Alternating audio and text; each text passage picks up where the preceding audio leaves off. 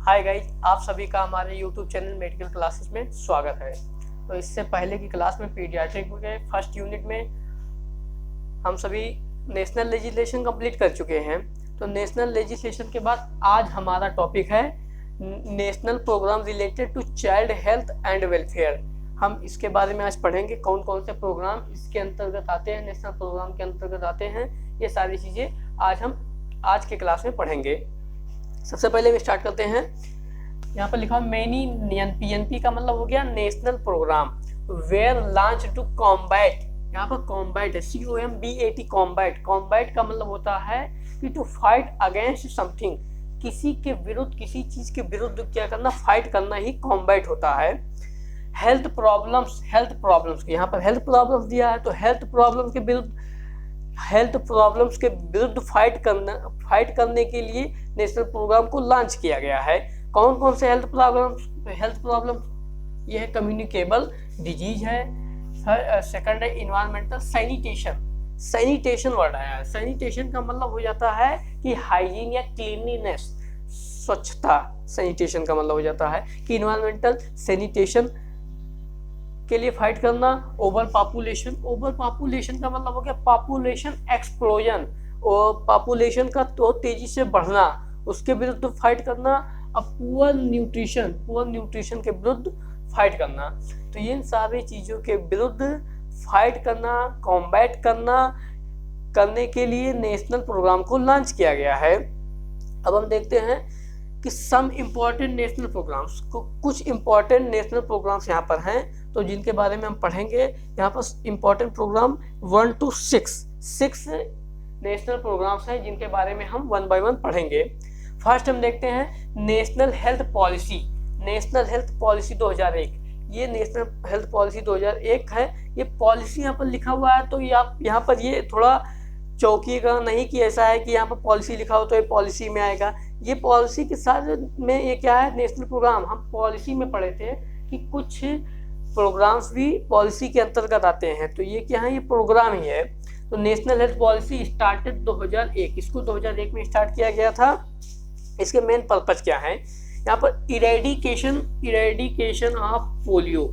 ये पोलियो, तो polio eradication का मतलब होता है root out, ROOT, root out.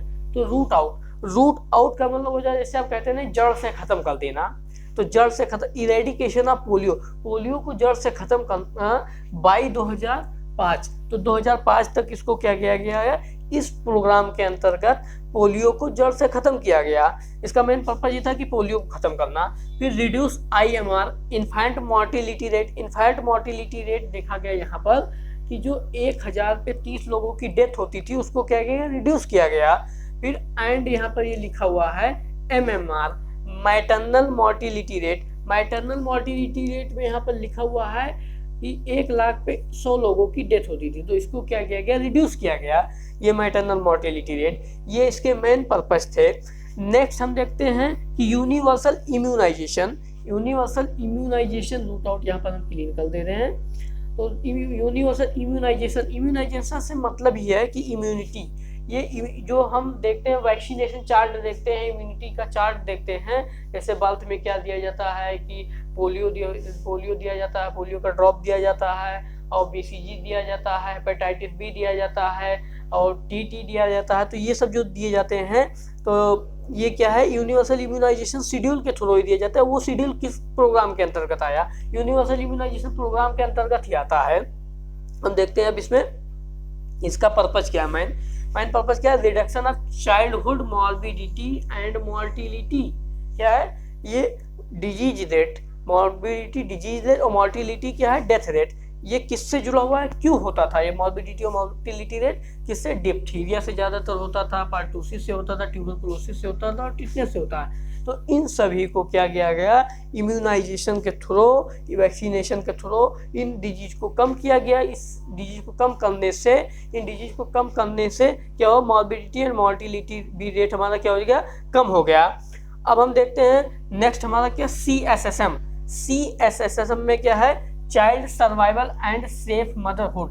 इसमें क्या गया, चाइल्ड सर्वाइव सेफ मदरहुड में देखिए इसको स्टार्ट किया गया था 1992 और 1993 ईस्वी के बीच में इसको स्टार्ट किया गया था।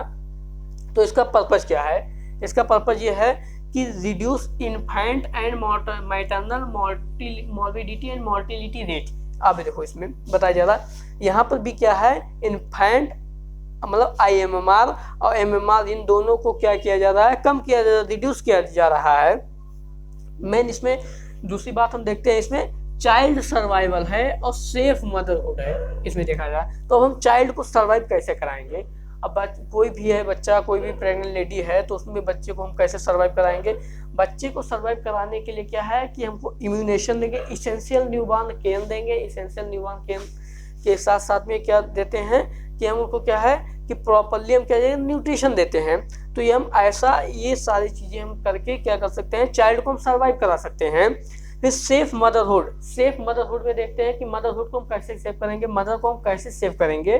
तो मदर को सेव कर, एक प्रेग्नेंट लेडी होती है तो प्रेग्नेंट लेडी में क्या किया जाता है, प्रेग्नेंट लेडी में ज़्यादातर होता है कि उनमें एनीमिया होने के चांसेस ज़्यादा हो जाते हैं। तो एनीमिया होने के चांसेस हो जाते हैं तो एनीमिया के अगेंस्ट जो प्रोफाइलेक्सिस ट्रीटमेंट देते हैं मदर को ड्यूरिंग प्रेगनेंसी, वो क्या हो जाता है, सेफ मदरहुड के अंतर्गत आता है। और डिलीवरी की फैसिलिटीज हम बेस्ट अवेलेबल कराते हैं तो वो भी क्या हो जाता है, सेफ मदरहुड में हो जाता है। और ड्यूरिंग प्रेगनेंसी जो इम्यूनाइजेशन देते हैं वो भी क्या आ जाएगा, सेफ मदरहुड में आ जाएगा।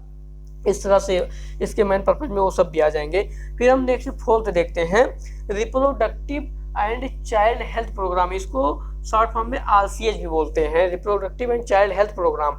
अब रिप्रोडक्टिव आ गया है, रिप्रोडक्शन आ गया है, तो यहाँ पर ये आया तो इस जब ये रिप्रोडक्शन की बात होती है तो रिप्रोडक्शन को कंट्रोल करने के लिए क्या है, फैमिली प्लानिंग करना मेन जरूरी है। तो इसका मेन पर्पज क्या है, फैमिली प्लानिंग करना।